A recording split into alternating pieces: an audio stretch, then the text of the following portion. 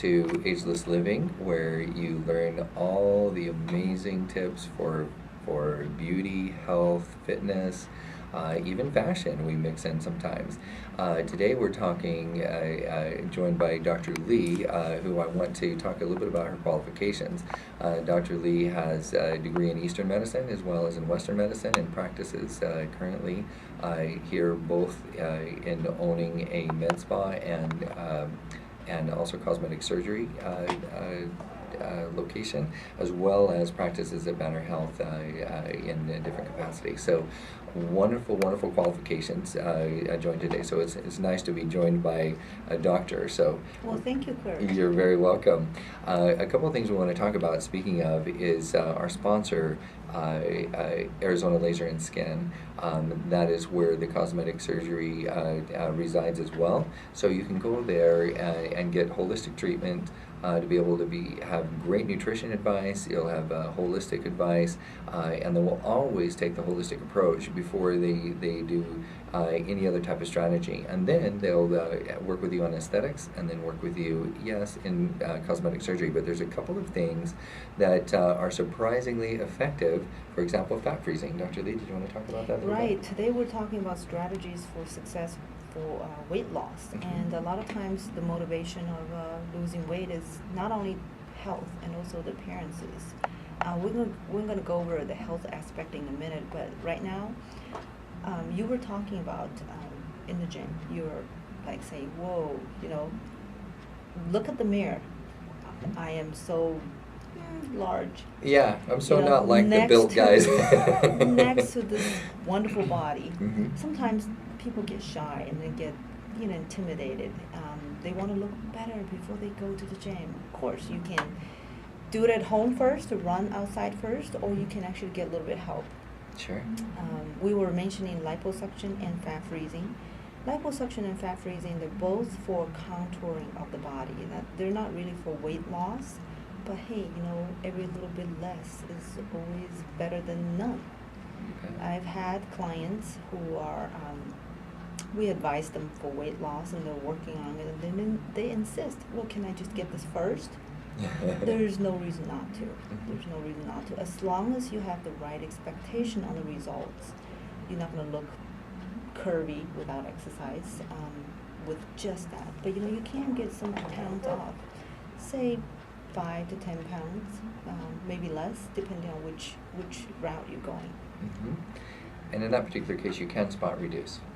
Yes, absolutely. Especially for love handles, fat freezing is a non-invasive procedure. You actually just sit there and watch TV or read while the freezing cup cools and frees some of the layers of the fat cells.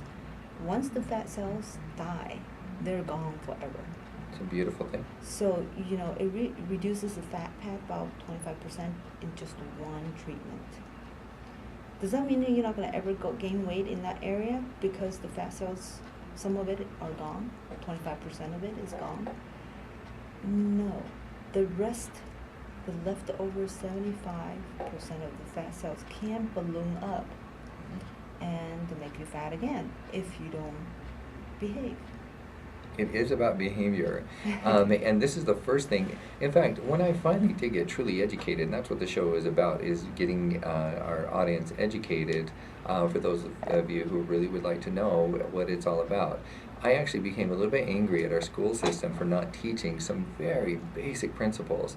The first principle that I wish they would have taught when I was in high school is that every 3,500 calories eaten above and beyond what you normally burn per day is a pound gained.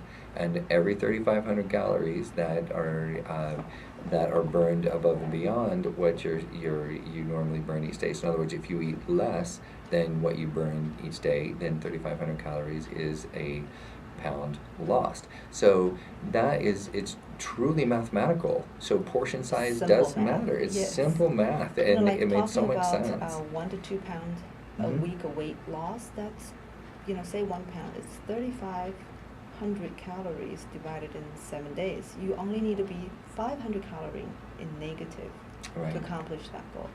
Yeah, and so, and again, 3,500 calories, that's only about 10 Big Macs, which during the holiday season, we eat the equivalent of 10 Big Macs pretty easily. So you can see how those pounds come on quite easily over time. But also, 3,500 calories spread out over a week, that's only 50 extra, wait, 50 times 7? Yeah. So, 500. no, 500. That's only, so one extra Big Mac a day will gain a pound for you over a week period. So it's something to really consider that a very small change in your life can actually lose or gain that weight. Well, I thought Big Mac is a little more than 500 calories. I don't know. I- Maybe it's I- 800 calories. Whatever it is, go I check. know That's why they. Whopper A used Whopper? to be 800 calories. Did it really? You know what? Yes. I'll bet the Big Mac is It's pretty gotten close. a little smaller, so I Yeah, don't I think know. that guy came under fire a little bit. McDonald's did come under fire a little bit too, as you know. That's why Subway, by the way, became huge because they had the guy who did the little diet, whereas McDonald's had the little documentary on it about how he gained so much weight. The other thing that I want to share, just for personal advice, and I'm going to turn it back over to Dr. Lee, is the idea of glycemic spike. I was very lucky and did not get diabetes, which is one of the things I really truly should have at that level of obesity where I was. I was truly in line to get to become diabetic, but I am not diabetic, thank goodness. But when you lose weight, it is about eating the types of foods that do not give you a glycemic spike. So some surprising foods that what glycemic spike is that your blood sugar content goes very high. It sends a message to your liver to start storing the energy because there's too much energy in your blood. So the point that I'm sharing with you is you don't want to go above, you don't want to have a glycemic spike because it starts storing, even if you're hungry and you have a glycemic spike, it will start storing that fat. So what you want to do is have consistent, low glycemic food all day long. As Dr. Lee was saying, eat small meals on a regular basis and don't overeat any particular time. But here's some surprising foods for you. Pineapple has a very high glycemic spike. Watermelon has a very high glycemic spike.